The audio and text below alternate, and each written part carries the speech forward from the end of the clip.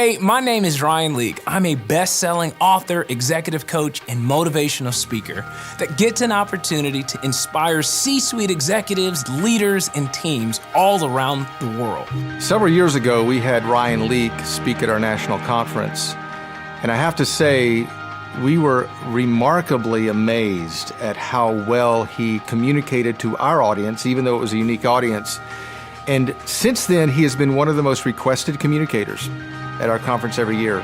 I think for a number of reasons. First of all, you know that he's prepared. He understands the audience he's talking to.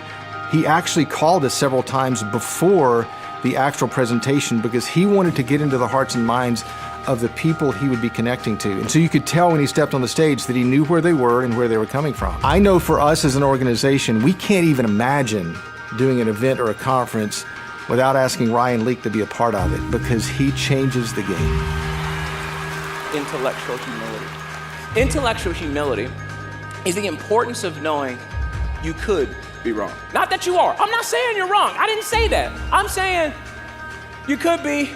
Every single leader, when you're leading someone, there is an automatic intimidation factor that you need to bring that wall down and let people in your world know, hey, I've got some thoughts.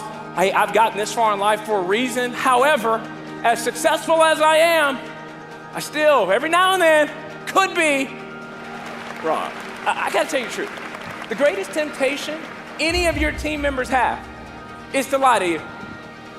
You wanna know why? Because they like health insurance. That's why, okay? Like that's why people lie to their leaders all the time. So it's the leader's job to go, hey, I want you to know honesty and feedback is welcomed here.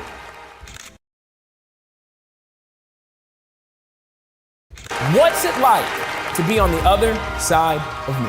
Have you ever considered what it is like to be across the room from you, across the Zoom from you? Have you ever considered what it's like to be married to you? What it's like to be parented by you? What's it like to be on a reply all from me? What's it like to be stuck in a group chat with me? What's it like to be on the other side of me? Like some of us, we just go, it's awesome. Are you sure?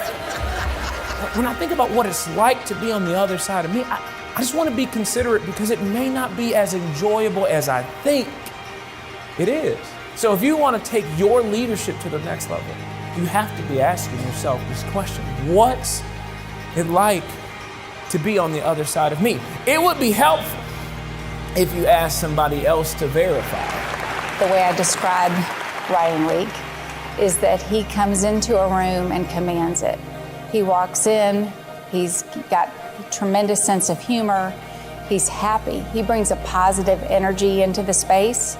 So if you have a group of people that you want lifted up, engaged, no one does it better.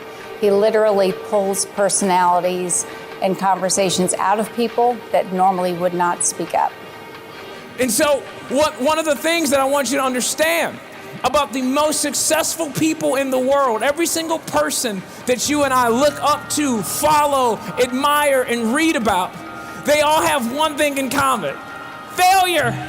So the very thing we fear the most is the very thing that made successful people who they are. And so today, I'm gonna encourage you to get outside of your comfort zone. Today, I'm gonna encourage you to take a risk and go after a client that you think is ungettable or unapproachable. One of my favorite parts of my job is the behind-the-scenes work I get to do with leaders and event planners to understand the biggest challenges their audience has. For me, I absolutely love what I do, and it's never just another keynote for me. And I want to make sure that what I put together for an event speaks to their pain points and inspires them to overcome. It would be my pleasure to work with you and add value to your next event.